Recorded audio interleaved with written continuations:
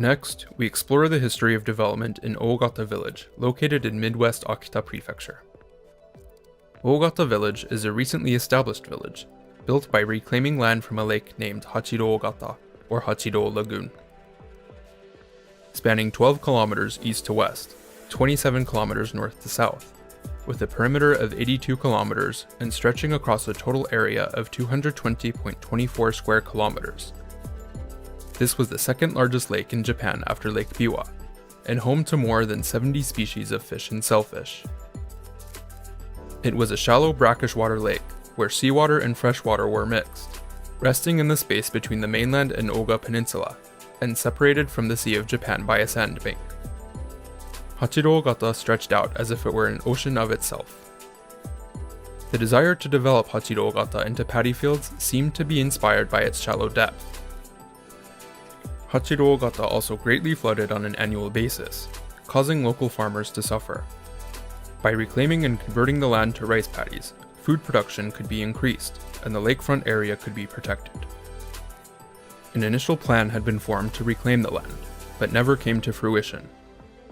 Since the Meiji era, other reclamation plans also arose, but none could ever actually be implemented. At last, a reclamation plan for Hachiro Ogata resurfaced, due to the post-World War II food shortage. In 1954, Professor Janssen and an engineer by the name of Volker visited the site from the Netherlands, a country partly developed using land reclamation under the active reclamation promotion policy of the Japanese government.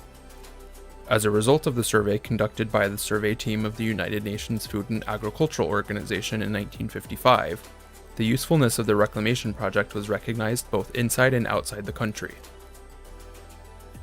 Before reclamation, there were more than 3,000 fishermen in Hachiro Ogata. These fishermen disapproved of the reclamation because they would lose their fishing ground. However, the prefectural governor, inaugurated in 1955, agreed to a fishery compensation plan, allowing the reclamation project to proceed without further delay. In 1957, the Hachiro Ogata reclamation project was finally launched. The plan for construction was to build a 52-kilometer embankment perimeter around the planned central reclamation site, and to then pump out the water from inside. The embankment was very difficult to construct on the soft ground sludge layer. Benefiting from a technical collaboration with the Netherlands, construction on the embankment was able to begin. The 52-kilometer embankment was finally completed in 1963. After the embankment construction is the drainage work. The amount of drainage from the central reclamation site alone reached approximately 700 million tons. Only 300 days after flipping the switch on the 8 large pumps found at the north and south draining stations, the bottom of the lake was finally beginning to appear. After 20 long years and approximately 85.2 billion yen, the once-in-a-century undertaking was completed in 1977, and the bed of Hachiro Ogata was reborn into a new 172.39 square kilometer expanse of land. Names for the new expanse of land created by the Hachiro Ogata reclamation were collected from across Japan. A name to represent its visionary dreams and strides in progress was selected: Ogata Village. At last, 589 families from all over the country settled into Ogata Village. Settlers had to make a big decision in order to apply to settle into the Hachiro reclamation site. Every settler in Ogata Village lived their own story. The settlement exam, having taken place on multiple occasions, had an average acceptance rate of 1 out of every 4.2 people. Various motives for settlement were voiced, such as, I want to do large-scale agriculture. I want to farm rice on land free from cold weather damage. I want to farm rice in an area free from flooding. And I want to farm in a way that my children will want to succeed. For the successful candidates, 1 year of training was required. And during the training period, the trainee settlers left their hometown and lived in groups at the settlement training center. Those settlers who were chosen from candidates all over the country were the pioneers to bear the responsibility of establishing a model for Japanese agricultural management with high production and income levels, and creating a rich and livable modern rural society. Since 1967, settlers have been collected from around the country a total of 5 times to farm and live in the settlement. As a requirement of settlement, they had to leave behind their land and homes, so they must have been very committed when moving in.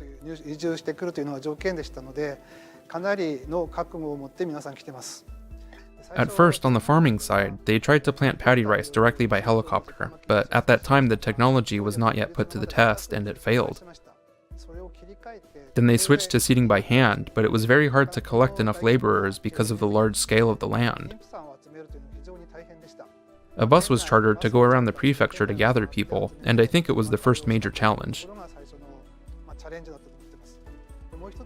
Another thing is, the soil here is like a heavy sludge, because it used to be the bottom of the lake.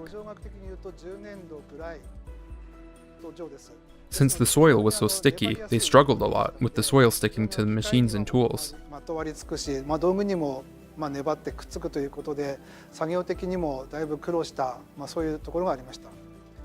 As for their practical side of life, in the early years there wasn't anything, even one tree, because they started living on land which was created by lake reclamation.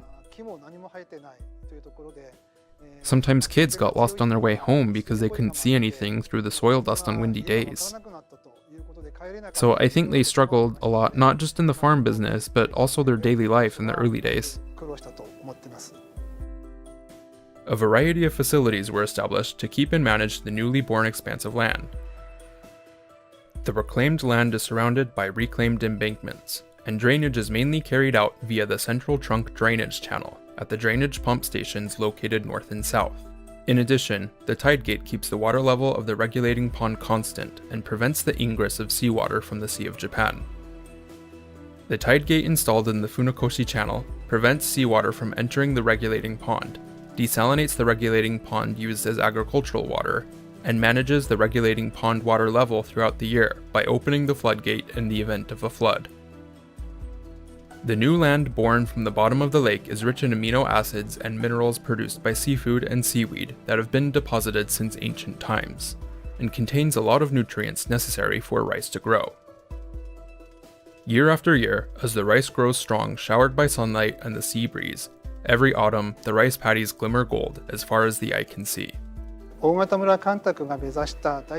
the large-scale rice farming system that the Ogata village reclamation aimed for, they started rice farming in 8 of the rice paddies, which are 0.0125 square kilometers each in one area, and 4 of them in the other area, so a total of 0.15 square kilometers of rice paddies.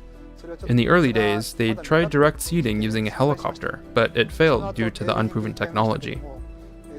About the same time they switched to hand seeding, a rice planting machine was developed as well as an auto-detachable type combine harvester.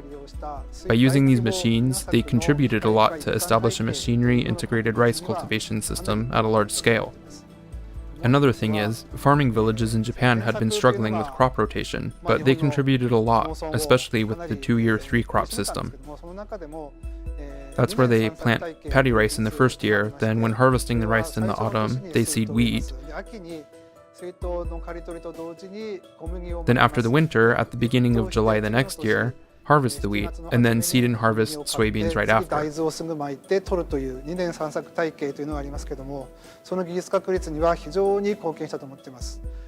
One more thing is direct sales, where you sell what you produce by yourself. Ogata Village is a pioneer in delivering their rice products directly to consumers. I think they pioneered this. In addition, a rich ecosystem was unexpectedly established in Ogata Village. The vast fields, moors, and windbreaks, and the minimal fertilizer usage due to the fertile land, have attracted many creatures to the area. The land has become a paradise for about 200 species of wild birds. Nowadays, the settlement is actively establishing their brand by not only cultivating rice, but also crops such as wheat and bean grains, and vegetables such as melons, pumpkins, and onions, all using minimal chemical fertilizers and pesticides. They aim to realize highly profitable agricultural management. Ogata Village produces 50,000 tons of rice every year, But as domestic rice consumption is declining every year, they are focused on exporting rice and its processed products, such as rice flour pasta, rice flour dumplings, fresh rice malt, rice flour, etc. overseas. This once-a-century government-operated reclamation project took many years and painstaking efforts, but it has succeeded in developing a prosperous and livable town. Since the Meiji era, Japan has taken the first step toward becoming a modern nation, and has made a wide range of modernization efforts to build the basic shape of the country. Utilizing the knowledge and technology learned from foreign countries, Japan has become one of the world's leading economic powers by not just imitating the West, but by modernizing in its own Japanese way. Even in Akita Prefecture, the spirit of the people who have contributed to nation building while confronting many difficulties has been passed down and continues to this day.